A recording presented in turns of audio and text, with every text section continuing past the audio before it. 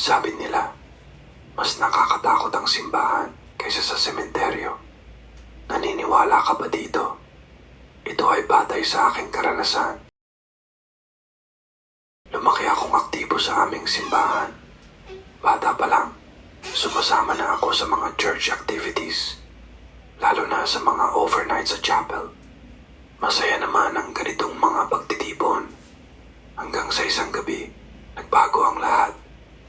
Taong 2011 noon. Hindi ito ang unang beses na matutulog ako sa kapilya. Kaya inakala kong isa lang itong normal na gabi. Wala kaming church activity noon. Kumain lang, nagkwentuhan, at naglatag ng higaan sa playroom sa likod ng worship hall. Tatlo lang kaming magkakasama. Yung ministro namin na si Teban at yung isa kong kaibigan na si Noy.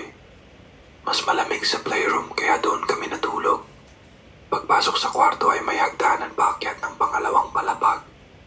Matarik ito at gawa sa winelding na bakal. Sa dulo ng pader kami pumwesto, palayo sa hagdan. Tanaw naming ang hagdan. Isang ilaw lang ang nakabukas sa may hallway papasok ng kwarto. Nandoon ang dalawang CR at sa dulo nito ang kusina na wala ring pinto.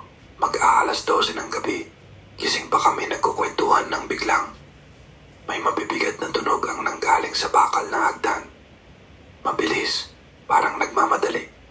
Nanggaling ang tunog mula baba, pataas, mga yabag ng paa. May umakyat. Bigla kaming natahimik. Lahat kami napatingin sa hagdan, kinilabutan ako. Wala kaming ibang kasama dito.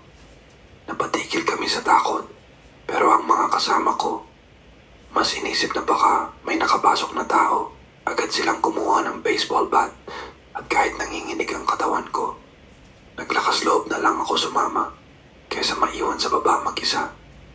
Di ako takot pero yung narinig ko ay totoo. Sigurado ako, pati mga kasama ko narinig din yun. Pagdating sa taas, tahimik ang paligid. Dalawa lang ang kwarto ron. Yung library sa kaliwa pero nakalock. Imposibleng may makakapasok at yung kwarto sa kanan. Tiningnan namin ang loob. Pero wala. Walang tao. Walang kahit anong senyales na may umakyat. Walang gumalaw na gamit. Walang bakas ng kahit ano. Wala na rin ang tunog na narinig namin.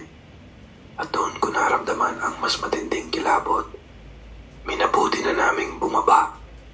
Marami silang kinuwento sa akin tungkol sa simbahan. Pero ngayon lang ako nakaranas nito. Napadasal na lang kami bago matulog.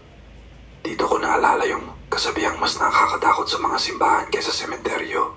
Kasi dito pumupunta ang mga ligaw na kaluluwa upang humingi ng kapatawaran sa kanilang mga kasalanan.